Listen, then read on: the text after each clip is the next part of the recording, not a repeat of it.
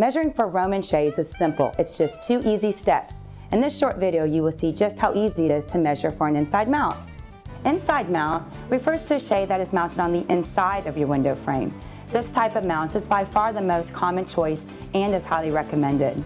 An outside mount is typically used in only 2 situations: if there are obstructions inside of your window frame, such as an alarm sensor, or if your window frame lacks sufficient mounting depth to hold your shade.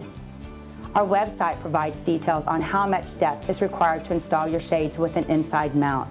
In most cases, the depth that you will need is only a few inches. When measuring for any window covering, it's important to use a steel measuring tape and round to the nearest 1/8 of an inch increment. Your first step is to measure the width of your window, rounding down to the nearest 1/8 inch increment after taking each measurement. Begin by measuring the inside width of your window opening in 3 places: top, middle, and bottom. After recording your 3 measurements, select the narrowest one. This will be the width you will order. Please do not make any deductions to this measurement.